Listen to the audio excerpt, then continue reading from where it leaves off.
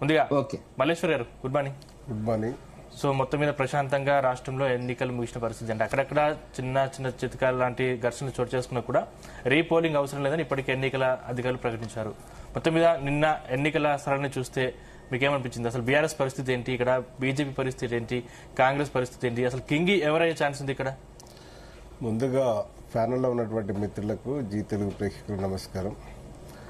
వాస్తవంగా మనం ఊహించిన పద్ధతిలోనే ఓటర్స్ కూడా వాళ్ళ ఓటు హక్కును వినియోగించుకొని ఏ పార్టీకి ఎడిజివ్వాలనే దాని మీద నిన్న పూర్తిగా వాళ్ళు నిర్ణయించుకోవడం వల్లనే దాదాపుగా 73% పోల్ అయినటువంటి పరిస్థితి. అంటే గతంతో పోలిస్తే చాలా తక్కువ ఇది. అయితే గతంతో పోలిస్తే కొన్ని చోట్ల తక్కువనే, కొన్ని చోట్ల కొంత ఇప్పుడు మున్సిపల్ కాడికి వస్తే చౌటుప్పల్లో 91 కావడం అనేది చాలా బ్రేకింగ్. తర్వాత ఈవెన్ నల్గొండలో 76% కార్పొరేషన్లు అవ్వడం కూడా కొంత బలంగా కాంగ్రెస్కి కాంగ్రెస్కి హవా కొనసాగిందనేది మనం అవపడతా ఉన్నాం. అయితే కాంగ్రెస్కు కొనసాగడానికి చాలా కారణాలు కూడా ఉన్నాయి. ఎందుకంటే ఇవాళ అధికారంలో ఉన్నటువంటి పార్టీ కాంగ్రెస్. ఇలా స్థానిక సంస్థలలో ఎవరు చూసేది కూడా ఏంటంటే అధికార పార్టీతోటి ఉంటే కొంత మనము అడ్వాంటేజ్ ఉంటుంది అనే ఒక ఆలోచనతోటి, అంటే ప్రజలు కూడా ఏంటంటే మా కాలనీ అభివృద్ధి కొరకు, మా డివిజన్ అభివృద్ధి కొరకు, మా వార్డు అభివృద్ధి కొరకు మనము మిగతా పార్టీలకు పట్టం కట్టడం వల్ల ప్రయోజనం ఉండదనే ఒక బలమైన ఆలోచనతోటి పార్టీలకు అతీతంగా కూడా ఉన్నటువంటి నీకు ఓటింగ్ చేసినటువంటి పరిస్థితి అప్పడతాం. మన 2023లో అసెంబ్లీ ఎన్నికల తర్వాత దాదాపు అప్పుడు వచ్చినటువంటి మరి 64 సీట్ల కాంగ్రెస్ విషయంలో పక్క పెడితే మిగతా అన్నీ కూడా అంటే జూబ్లీ హిల్స్ కావచ్చు, కంటోన్మెంట్ కావచ్చు, మన జరిగినటువంటి పంచాయతీ కావచ్చు, కాంగ్రెస్ది హవా కొనసాగడానికి ఏంటంటే ఈరోజు అధికార పార్టీ అంశం అనేది ఒకటి. నాడు పంచాయతీ ఇక్కడికి వస్తే ఏంటంటే ఈడ పార్టీ గుర్తులు లేకపోయినా కూడా పంచాయతీ ఎన్నికలలో వ్యక్తుల ప్రభావం బాగా పడుతుంటాయి. వ్యక్తుల ఇమేజ్, వ్యక్తుల గుణగణాలు, వ్యక్తిత్వము ఇవన్నీ కూడా ఆధారపడి పంచాయతీ మీద ఉన్నది. కానీ ఇప్పుడు ఈ స్థానిక సంస్థలలో పంచాయతీ కంటే ప్రధానంగా కార్పొరేషన్, ఈ మున్సిపల్స్ది ఎందుకంటే పార్టీ గుర్తులకు సంబంధించింది కనుక, అంటే ఏ పార్టీ ఏ లెవెల్లో ఉన్నది, ఈ ప్రజలకు అనుకూలంగా ఉందా, ప్రజలు ఏ రకమైనటువంటి తీర్పిస్తున్నారు అనేది మనము రేపు ఈ ఫలితాలు.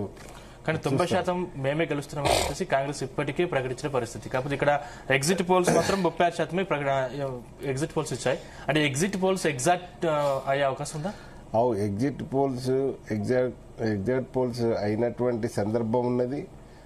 కొన్ని సందర్భాలలో మిస్ అయినటువంటి పరిస్థితి కూడా మనం చూసినాం. ఎందుకంటే అన్ని మనం కాకపోతే ఏంటంటే పీపుల్ పల్స్ కొంత వాళ్ళు శాస్త్రీయంగా అంటే వాళ్ళకి చేసినటువంటి సర్వే కొంత మనము నమ్మే అవకాశం ఉంటుంది. కాబట్టి మనకు వాళ్ళు 29 to 36 బీఆర్ఎస్ ఇచ్చిందంటే బీఆర్ఎస్ కూడా చాలా పుంజుకున్నట్టు. ఎందుకంటే వాళ్ళకు పార్లమెంట్ ఎన్నికల్లో 0 వాళ్ళ పరిస్థితి. మరి పర్సంటేజ్ ప్రకారంగా కూడా 16 ఏదో సంథింగ్ ఏదో ఉంది. అంటే దాదాపుగా గ్రాఫ్ ఒక్కటేసారి అసెంబ్లీ నుంచి పడిపోవడము, వాళ్ళ బీజేపీకి కలిసి రావడం అనేది జరిగింది. కానీ ఇక్కడ బీజేపీ అప్పుడు పార్లమెంటుకును ఇక్కడ ఉన్నటువంటి తేడా ఏంటంటే, అప్పుడు మనం ఓడిపోయినా పర్వాలేదు, బీజేపీ గెలిస్తే కాంగ్రెస్ను నివారించవచ్చు అనే ఒక లోపాయికార ఒప్పందము కావచ్చు, లేకపోతే స్నేహపూర్వకమైనటువంటి అటాచ్మెంట్ కావచ్చు, దాంతో కొంత సపోర్ట్ చేసినట్టు చేయడం వల్లనే 8 సీట్లు వచ్చినాయి.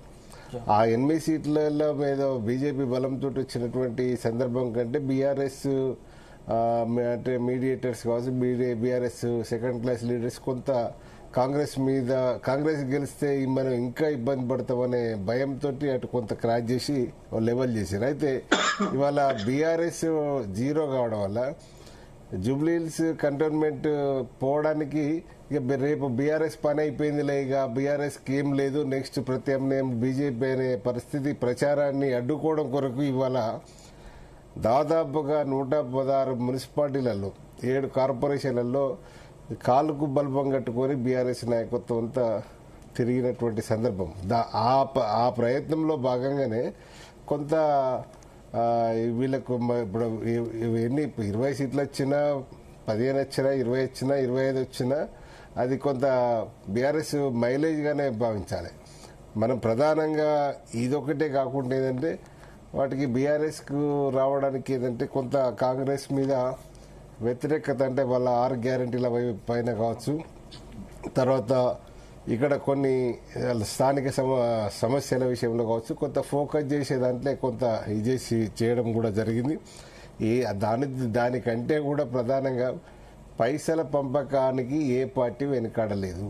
ఎందుకంటే ఓటును దాదాపుగా ఒక 1000 రూపాయల నుంచి, అంటే రిజర్వ్డ్ వార్డ్ డివిజన్తో సహా 1000 రూపాయల నుంచి 10,000, 20,000 వరకు కూడా కొన్నాడు అనే మన మీడియాలో చూసినాం. మరి పట్టుకునే సందర్భాలు కొంత ప్రచారం కూడా చూసినాం. కాబట్టి అది ఆ ప్రభావం కూడా ఉన్నది. కాకపోతే అలా ఒక బీజేపీ పంచిందనో, కాంగ్రెస్ పంచిందనో, లేకపోతే బీఆర్ఎస్ పంచిందనో ఎవరిని నిందించాల్సినటువంటి అవసరం లేదు. అన్ని పార్టీల అభ్యర్థులు కూడా బలంగా ఉన్న వాళ్ళే పోటీ చేశారు.